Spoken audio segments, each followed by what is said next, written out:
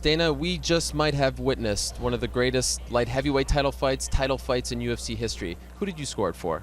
It was awesome. I got really into the fight and I didn't score it. Obviously on the way out, I was talking to people, and some people were saying I had it 3-2 Gustafsson. I had it this, that. I talked to Mark Ratner. Mark Ratner had it even going into the last round, and he gave the last round to Jones. So I got to watch it on TV and score it. But I want to say this.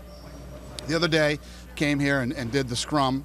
I had to do an interview with Ariel Helwani and listen to him say, Dana, listen, me and four guys on the internet think that the promotion of this fight has been very weird. And I'm like, weird how, Ariel? What does that even mean? He said, well, you're trying to make it sound like it's all about height and reach and things like that, and we just think that's really goofy. Really? When has a fight never been about height and reach? And obviously this fight tonight was all about height and reach.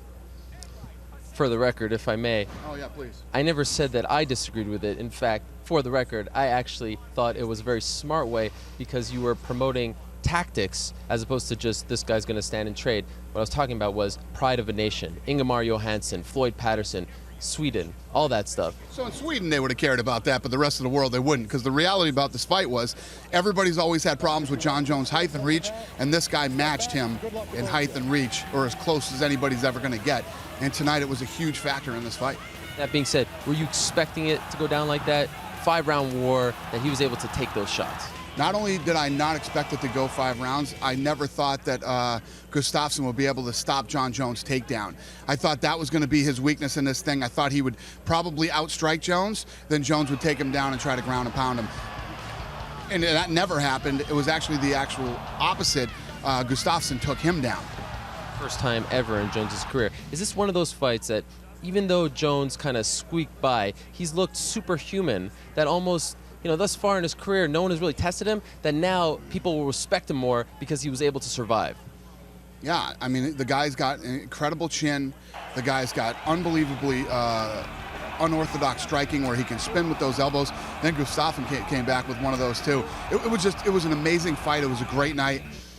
And I know that Gustafsson is hurting right now, him and his camp, but it's one of those fights that you don't lose anything. And obviously it was a loss, but his stock has to be up now, right, Alex? His stock is way up. Unbelievable fight. The place was going crazy. I mean, it was unbelievable. As of right now, we haven't talked to Jon. We hear he's hurting. Is there any update on how he's feeling? Jon, they took Jon out of the octagon and took him straight to the hospital. He won't be talking to the media. What's wrong with him, just overall? Yeah, I mean, he was in an absolute war. He's got a massive cut. I don't know if you heard, but the doctors were going to stop the fight in the last round because of the cut. Going into the last round? Yeah, and Jones begged them not to stop the fight. And from what I understand, McCarthy did too, pleaded them not to stop the fight. Such a close fight. I know you're on Twitter and listening to the fans. A lot of fans thought Alex won.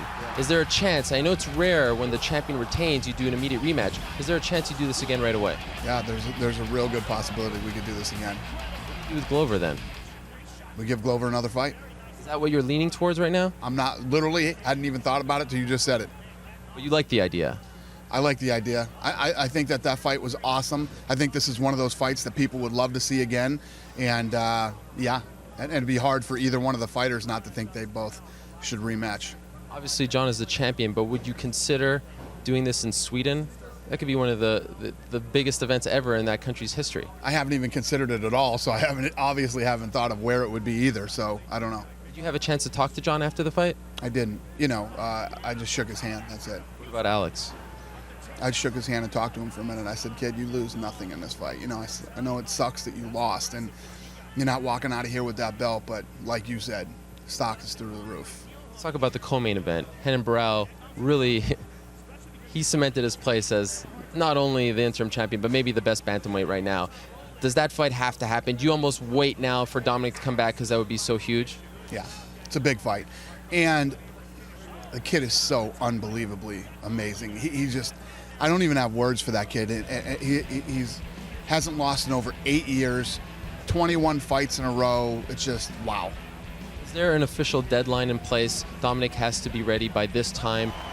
Unless, he's not, you got to strip him something. He told us he would be ready by the first of the year, the beginning of the year. So, yeah, if he's not ready by the first half of the year, then we're going to have to do it. How do you wind down from something like this? How do you? What do you do? This is one of the greatest fights ever, right? It was a great fight, and it's not that I need to wind down. I'm so happy that it went this way because I'm much worse when they're bad. Very well said. Congratulations on a great show for the company, and once again, I think I speak for a lot of people. A rematch might be in order. Thank you. I don't disagree.